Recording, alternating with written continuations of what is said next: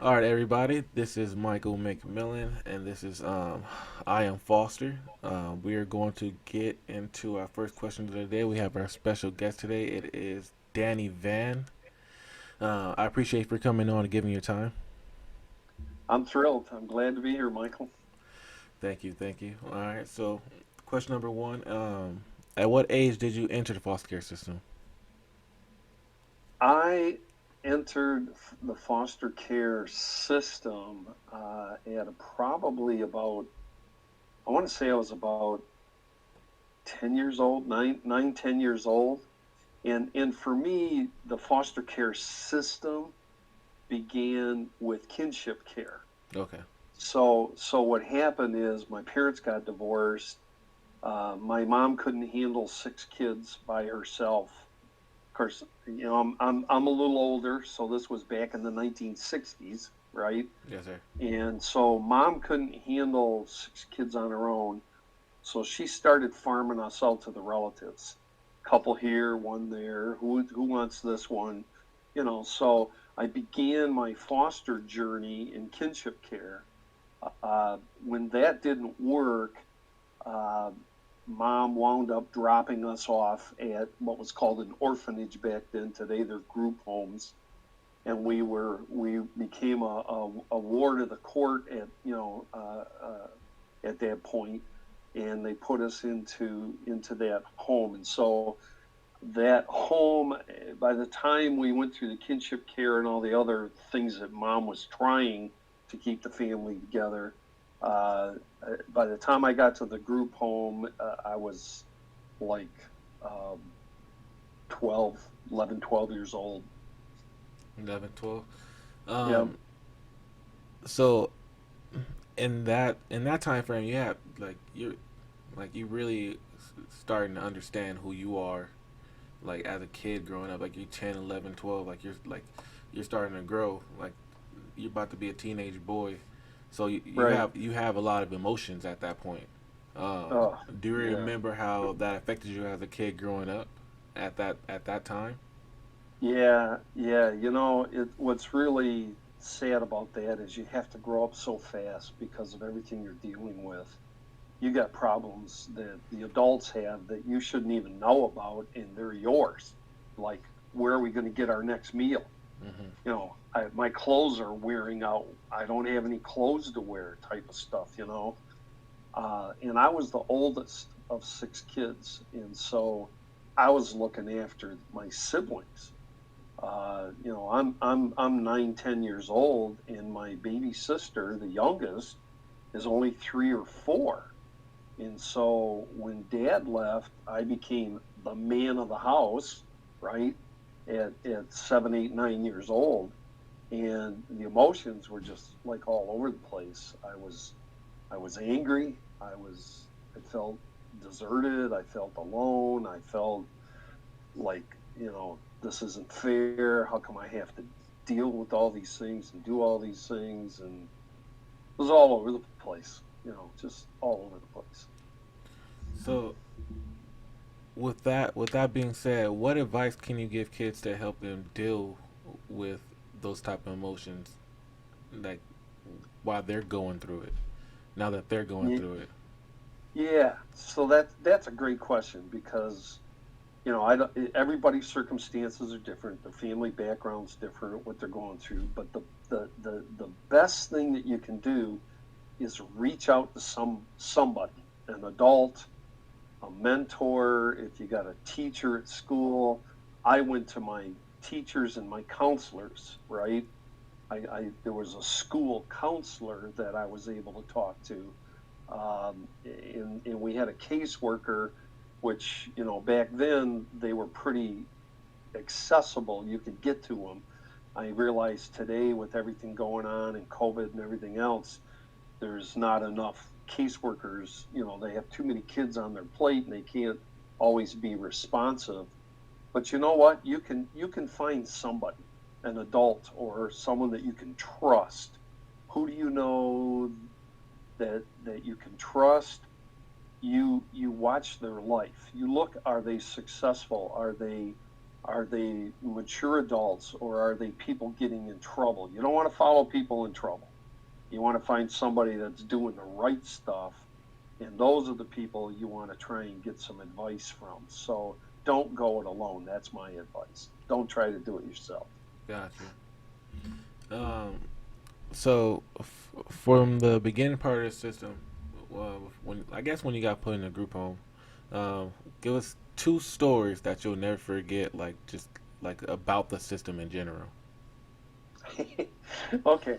So my first story is this one is like we were raised Catholic. Okay. So we had the nuns around us all the time when we were growing up. My grandma, my Italian grandma, was Catholic, and so we were always around the priests and the nuns. So after going through the divorce and the hardships at home and being shipped out to relatives, now all of a sudden mom says, I can't do it anymore, and I'm going to drop you off at the orphanage, right? And so we're all kind of like, what the heck, you know? And we walk through these doors. I mean, this is like, talk about Annie, Orphan Annie, right? With the Mm-hmm. great big huge building, you know, with all the steps going up to the Yeah. top of the building. That was the building they took us to, you Oh. know? And so I'm walking up these steps. There's these huge doors, and you open these doors, and Michael, I kid you not, there was a half a dozen nuns standing there in their black and white habits, looking like penguins, right? And they were all smiling, and they were welcoming us, and we're glad to see you. We're here to help you. And it was like, what a relief, you know, because you don't know what to expect, right? And we got new clothes. We had 3 square meals a day. We had ice cream 2 or 3 times a week. It was almost like a vacation, you know. So that was my first impression Okay. of getting into a group home, at least for us. Um, the second one was a little bit later in the process, after we were there for about a year.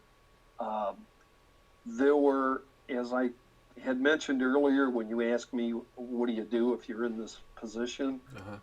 They had counselors there. They had actual counseling counselors who made it a point to talk to us at least once a week about what are you thinking, what's happening, you know, what questions do you have, you know, who are you mad at, you know, and why, and let's talk about it, you know. So those two things were both uh, good experiences for me, you know. But as you said earlier, I was a little bit older. My baby sister had more trouble. She missed mom a lot. She cried a lot. She was broken up a lot. So again, everybody has a different reaction, but for me, those are my two stories. But from the beginning part, you guys were all together, right, at the Yes. orphanage? Okay. When we got to the orphanage, they separated us boys and girls. There was a Okay. boys' dorm and a girls' dorm. But you guys are still But together for the yeah, most. we were together. We saw each other for breakfast every day. You know, we got to hang out in the playground together most Got of you. the time. Sometimes they did things for girls and things for boys, but most of the time we were able to see each other. Got you. Got you. Do you remember how many foster care slash group homes you lived in before you aged out? So after the orphanage and then so After the on? orphanage, I wound up in two different homes. Um, and actually, not only the two homes, but I also we were reunified, or we were my dad came and rescued us, so to speak. Mm-hmm. So we got to go back, but unfortunately, that wasn't a happy ending. So I won't jump into that just yet. But so for me, it was like three different places that I went to before I finally emancipated. I emancipated out at 17. I didn't age out. Okay. I kind of like hung a note on the we used to have wall phones hanging on the wall. Uh huh. And I hung a note on the wall phone said, "You've done enough. I'll take it from here." And I was gone. So just on your own at that point. Yep. Yep. I had an offer. Some people offered to take me in, and I took them up on it. I said, "You bet. Get me out of this craziness." Okay, okay. All right. So with that being said, that leads right into the next question. How was that transition to like you're being in the home in foster homes to now you're on your own? In in 2 words, scary as hell. But it wasn't bad.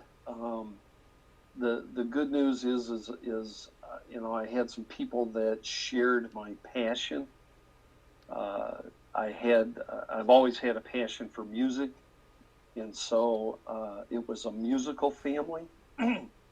And they had a teenage daughter. I was 17, and so she was a singer, I was a singer, and the dad saw dollar signs, right? I didn't realize it at the time, but it still got me out of the craziness I was in. But the transition, it was a little rough, but because I was older than my years, I was the oldest in the family. I was taking care of everybody. So when I got into a situation, I was a miniature adult. At Okay. 17 years old, I was probably 25. You know what I mean? Yeah. Because I had to be. You know. So, so I got to the new place, and the first thing I did was got myself a job. You know, I got a job. I got back into school.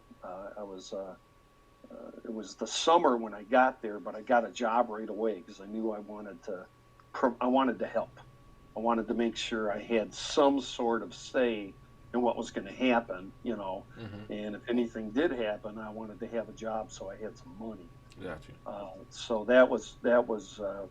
But at first, it was great because I'm the new kid on the block, and everybody's excited, and there's another musician in the house, and it was like a honeymoon, if you will, for probably about 2 or 3 months, you know, and then other other things happened, and I wound up moving out of there. So would you recommend emancipating out or staying in foster care until That you have to be out? here's what I there's no yes or no answer to that. Obviously, if you have an opportunity to free yourself from the chaos, which I call chaos. It's just plain chaos in most of these families, not a lot of them. If you have an opportunity and you can see, once again, the people that are welcoming you, if you have a place to go, if you have a roof over your head, if you have someone that can either give you a job or help you find a job or help you find work, I honestly myself would encourage emancipation if you can do it. If you can know that you're not going to wind up couch surfing, being homeless, which none of us knows for sure. Frankly, I did couch surf for a few weeks in between homes, but I you got to take a risk. But because I had a job, I knew I wasn't going to be starving, and Yeah. I was going to school. Emancipation is okay if you got the right attitude. If you think everybody owes you and somebody's going to pick you up and take care of you, I don't recommend emancipation. You got to be independent. Get out there. It's about you. You're the only you that's going to take care of you Mm-hmm. for the most part. And you've already come out of failures. You've come out of families that failed. You've come out of people that, for whatever reason, they can't keep their lives together, right? Mm-hmm. So you don't have good examples right there, you know. one of the things I decided was I don't want to be like my parents. I want to go find somebody, if I'm going to be like anybody, I want to be like one of the, in my case, I wanted to be like a successful singer. Like for me, it was Elvis, okay, because I'm older, but whoever, um, but when you're going for one of those goals, then that's not a bad thing. Um, and frankly, Michael, that's a good segue into one of the things I want to be able to tell people is today in the 21st century, in the year 2021, 2022, there are dozens and dozens and dozens of assistance programs for foster youth and former foster youth, all the way up to age 26. You can get grants, you can get housing. There's pandemic relief programs now. There's all kinds of help if you are focused enough to be able to sign up for them, to follow a few regulations here and there, but you can get some sort of freedom, right? Mm-hmm. And by getting a grant or getting into one of these programs like iFoster, for example, ifoster.org, uh, man, they have just tremendous amount of information in various programs to help when you're ready to age out or emancipate out.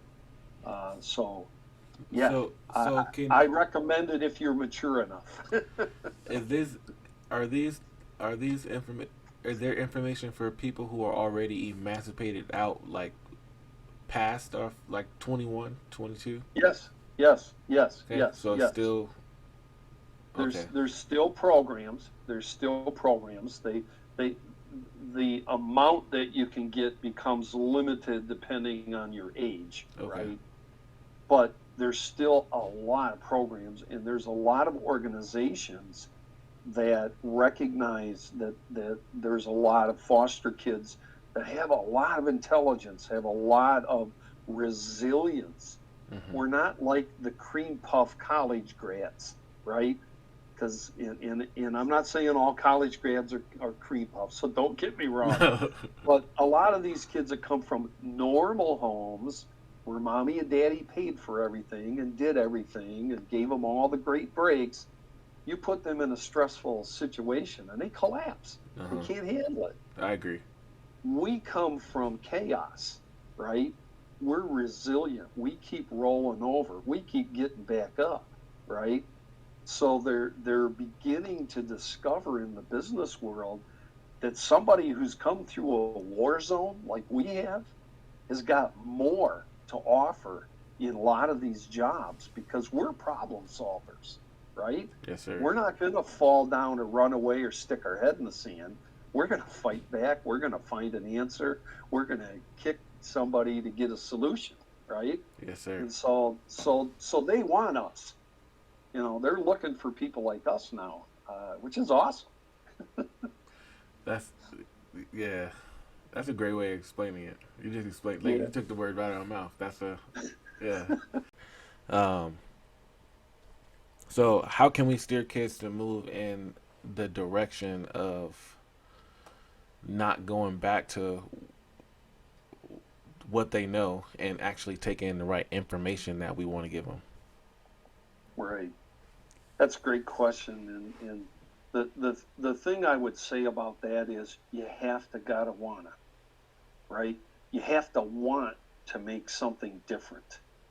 And it's easy to fall back into old habits, but there's this old saying that says if you keep doing what you've always done, you're going to keep getting the same results, right? Mm-hmm. And the definition of insanity is to expect something different to happen, but you keep doing what you've always done. That's nuts, Yeah. right? So what we want to do is we want to present things. We want to help you find solutions. Here's what the underlying problem is. I don't know how. I don't know how to change. I maybe am even a little slow because I went to so many different schools that I got behind and I don't always understand what I'm reading or what I'm seeing. and I'm embarrassed. I don't want to ask somebody what this means. So the hardest problem is, how do we show you how to make those changes? How can we be an example? Uh, can we create YouTubes for you? Exactly. Can we find somebody who's done that can walk you through it? And to that end, I created an ebook that's free on my website. It's called a foster survivor guide, okay? Foster Youth Survivor Guide. And in there, I have a whole bunch of articles. There's like a link to a 5-minute career assessment test Uh huh. that says, what are your abilities? What are you just naturally good at? And you can find out in 5 minutes how to do that online, free. Okay. Okay. And what's your So website? my website is DannyVann.com. Two N's in both names. Danny, D-A-N-N-Y, Vann, V-A-N-N.com. Okay. And in that website, you're going to find all kinds of different links and stuff. But the answer is, you, one is you've got to want to. Number two is find somebody to mentor with you or to guide you. Now, there's another website. It's called ucu.org, YOUSEEYOU.org, Mm-hmm. right? They have free mentoring, free life coaching, 24-hour chat for life. You can't age out of their program, right? So if you want some help, if you want to get somebody to come alongside of you virtually or physically, it depends on where you live, but virtually they have this online, you can sign up and it's free, no charge ever, right? Okay. So you can get a mentor, and then you'll have somebody that you can reach out to who's been vetted, they've been checked out. I had to get a background check to become a mentor, Mm-hmm. right? So you know they're trustworthy, and you can get some answers. You can ask questions one on one, where you don't have to wonder who else is going to giggle in the background because you asked this question, Yeah. right? So so get a mentor. Number one, you gotta wanna. Number two, get a mentor. Number three, find somebody who is going to make you accountable, who's going to check up on you. The mentor may do that for you, but if you've got a good friend, if you have a long lost uncle, if you have, a grandma who can't take you in, but she's calling you to ask how you're doing every month, then you tell her what your goals are and let her, ride you a little bit to make sure you get it done. So if you do those three things, you're going to be on your way. So if they can't go to the if they don't feel comfortable enough going through the website that you give to find a mentor, how would you suggest them trusting someone, going into trusting someone? Like Yeah, being former foster youth is already hard to want to trust someone or try yeah, to get close to someone in general. How would you go about them realizing that you can actually trust this person, that you will allow them to actually mentor you? yeah, Because that's yeah, the one thing. You got to actually allow someone to mentor you. absolutely, absolutely. So how do you get to trust anybody? You take time. You get to know them. You talk to them. You text them. If you don't want to talk to them, text them first. See what they're made of. See what they see how they handle it. Uh, I know from my experiences, and I know from the people that I have had interactions with, every day ain't the best. Some days I might say I'm going to talk to you, but something happens, something triggers me. I get depressed that day and I'm not answering the phone. Is this person patient with you? Do they understand that every day isn't the same for you, right? Hmm. Or do they beat you up because you missed an appointment or something? So how do you build trust? You have interactions, you have time, you get referrals. Maybe you know somebody or you've heard of somebody that, wow, this happened to me, and this person came along and helped me. Oh, really? Well, how'd you find that person? Are Gotcha. they part of a group? Are they part of ucu.org? Are they part of another mentoring organization? You know what I'm saying? Hmm. Um, so you go slow. You take your time, you go slow, you get to know them. That's how you build trust. There's no other way to build trust. You can't just plug it in and press the on button, you know. All right. So give give us a negative and positive outlook on living in the system in general, the overall outlook of it, and what can be a way that you feel like they can improve. Yeah, yeah. That's well. I'll go ahead and start with the negative. The negative is you got no control. You don't want to be there. You didn't ask to be there. Nobody checked in with you, see if it was okay to send you there. You're there, and you got no control. That's the biggest negative, right? Uh, your family is who knows what happened to your family. You name it, it's probably happened to somebody, whatever it is, right? Hmm. So you're if you're underage, they're in charge. All you can do is voice your concerns or your opinions. Um, you pray to God if you're a godly person, you pray to God to protect you. You know that you don't get abused, or who knows what. Um, and you just do your best, and if something ain't right, speak it. Okay, I will tell you this. Here's a phone number: 1-800, the number 4, a child. 1-800 4 a child. If you're being abused, if your siblings are being abused, if you know anybody that ain't being treated right and it's dangerous or just downright abusive, call that number 1-800 for a child and they will help. They will send somebody, they'll investigate. You can be anonymous. You don't have to even tell them who you are. You're just giving a tip, right? But they'll come alongside and they'll help. They'll help try and solve that problem. So the negative is you're out of you have no control, Hmm. right? The positive is that ultimately you've been removed from a bad situation, right? So our situations are all different. It could be, it could be drugs, it could be physical violence, it could be verbal abuse, which, they're beginning to realize now that people that run you down and tell you you're worthless and you're no good or you're a burden and my life would be better if you were here and all those other things, that verbal abuse is just as traumatic and leaves just as many scars as beatings do, Hmm. right? And I've had all the above, right? Yeah. Um, and so we know that pain runs deep, you know, um, but you're out of that now, and you're into a place where people have volunteered, even though they might get some money, they don't get.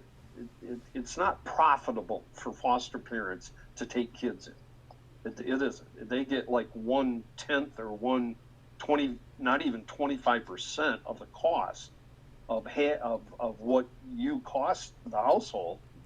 That's all they get. So it's kind of a token amount, right? Like an allowance. Yeah. It doesn't cover everything. So here's people that have reached out and voluntarily decided to try and help you. You might not like the rules. There might be a whole different life than what you had, but that's a good thing, you know. And these people are there to help if you will let them in or if you'll allow them. And once again, you don't walk in day one and say, "Here I am." You know, where's the fridge? I mean, it's a strange place. You didn't ask to be there, but these people, they stepped up and they want to help if you'll let them. So how can the system get so there's a move afoot over the last couple 3 years, of a program called Family First. Okay, And the idea is that they've been discovering that a lot of families that are broken up because of poverty or because of the way the family reacted to poverty. So the family's struggling, the single parent or the adults in the relationship got hung up on drugs, whatever. Uh, and as a result of that, you got somebody called CPS, Child Protective Services, and you got pulled away from the family, right? Mm-hmm. Well, if somebody came alongside the family before you got ripped out of your home and tried to help them, if it was monetary, if people made donations, if there was a way to get some of the things you needed to make your house safe, if they did that for you, then you wouldn't have had to go into foster care. So the new swing now in the organizations out there, in Kansas, in Texas, in California, Wisconsin, they're beginning to come to the family before foster care, right? And try and help repair the family and hold them together and fix the problems that they're having. They found out it costs um, 7 times as much to put you in foster care as it does to fix your family. Mm. It's less expensive than that. So the way they can fix the foster care system is to help the families and help eliminate feeding people into foster care, because that trauma is just 10 times worse in some cases than what was going on in the family, Mm-hmm. especially if it was just poverty that caused it, or lack of, you know. So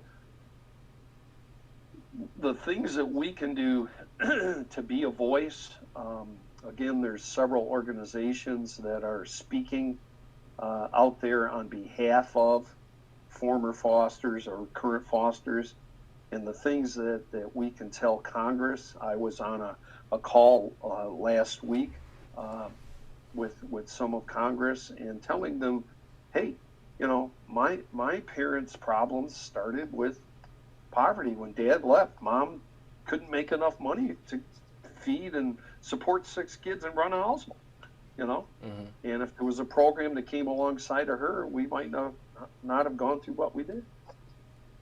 Got you. What are you doing now? Like what you got going on for yourself? Okay. All right. So what I'm doing after all the things I've been through in my life is I'm reaching back to help bring attention to, uh, besides the politicians and the people that are trying to change some of these laws. I'm also trying to reach back into the folks that are in foster care, that are either aging out or they're in high school looking at aging out and what's going to happen to them after they're on their own. Uh, I've written several papers and magazine articles about preparation for independence. I've written one called Follow Your Career or Follow Your Passion into Your Career. Where I've can done they the where can they ebook. find Yeah, these? they can find these on my website at Okay. DannyVann.com because they're at different locations. One is on Authority Magazine. There's another one at morninglaziness.com is where one of my articles is. And so there are different people that publish them. So, Okay. but you can find them all through my website if you go there and look at the various articles. Um, but I've written 2 books. One was published about 2 years ago, and it told my story kind of like in a memoir of what I went through and what I came through and all that kind of stuff. That's out on Amazon. You can search for it. Danny Vann. It's called My Journey in the Shadow of the King. Okay.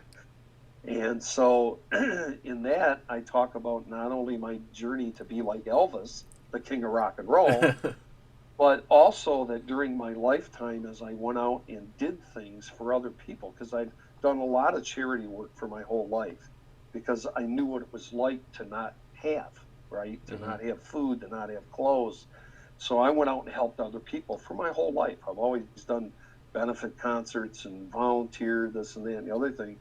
So my journey in the shadow of the king is kind of like a double meaning to it.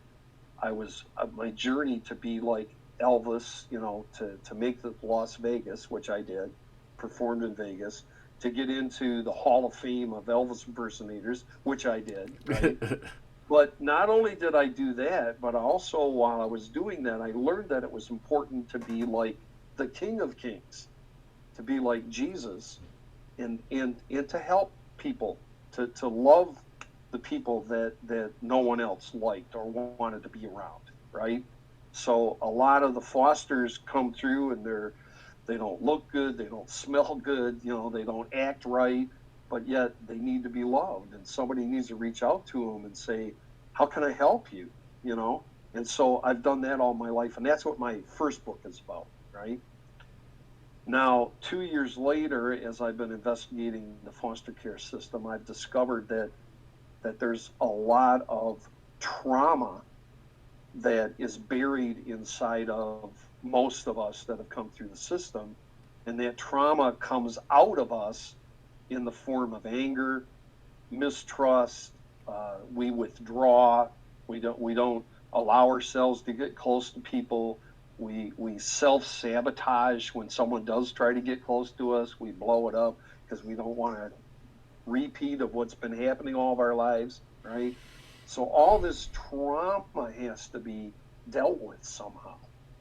And so in my first book, I ended it by talking about forgiveness and learning to look backwards and see what happened to us in a way that's like watching an old movie.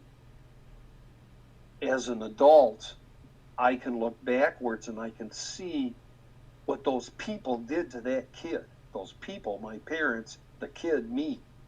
I can see it. I can be disgusted. I can be angry at what they did.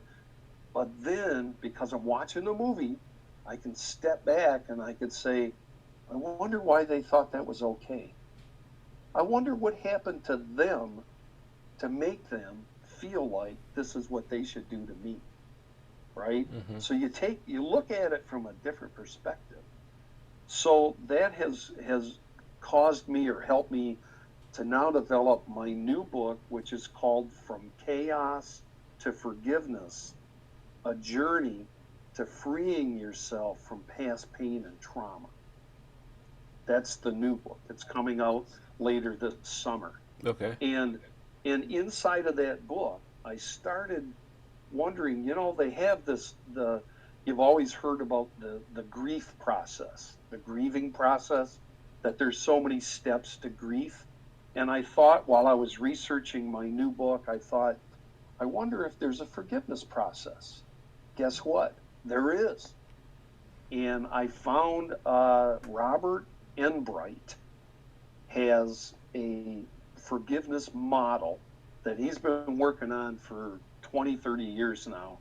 And it has 4 phases in it. And in between each phase, there's a bunch of steps, like 20 some total steps, of how to go through the whole process of forgiveness. And so what I've done is I've infused or merged this journey, right, of from chaos to forgiveness.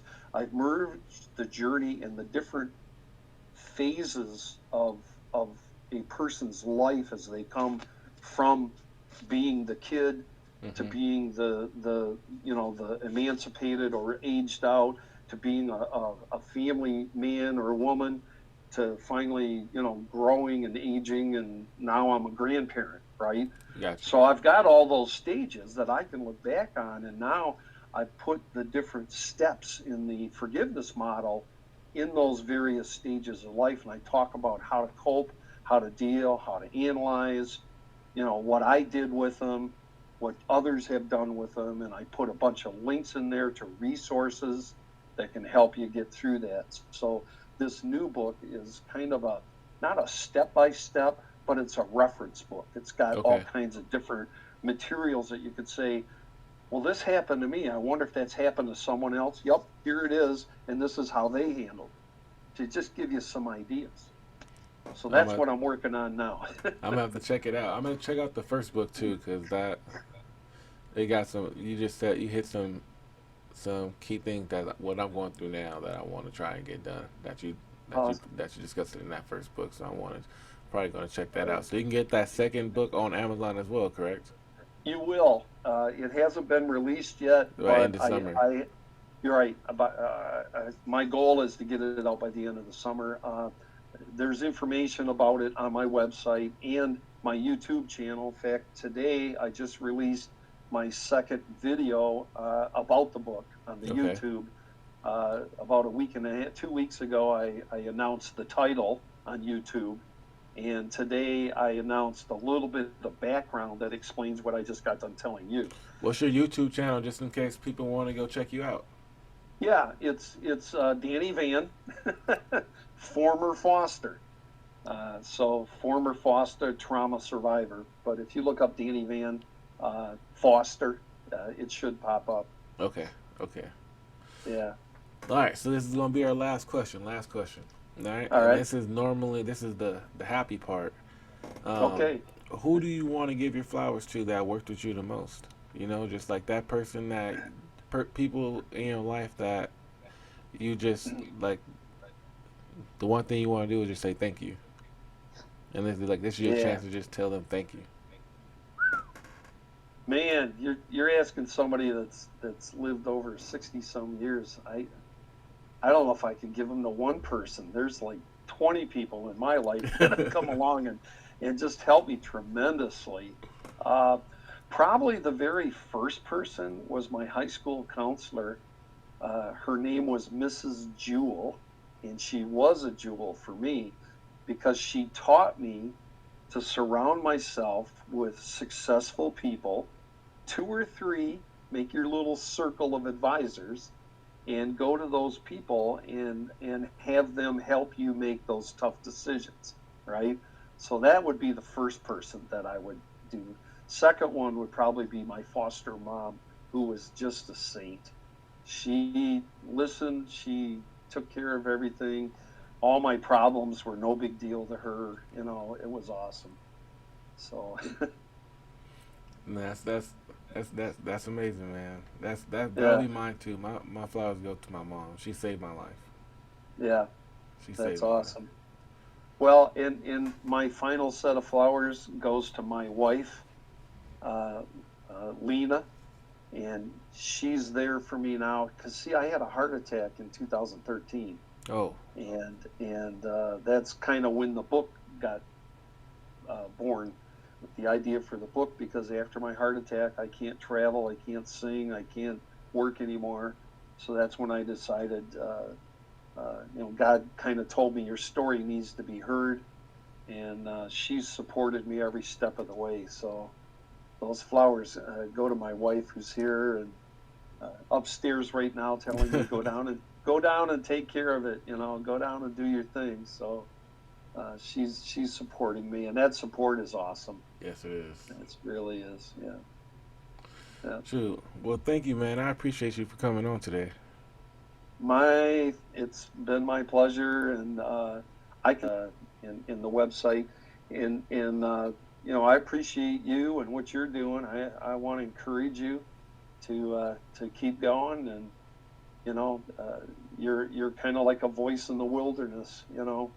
It's I hope we can reach some of the younger folks, because That's what yeah, that's what I'm trying to yeah, get to.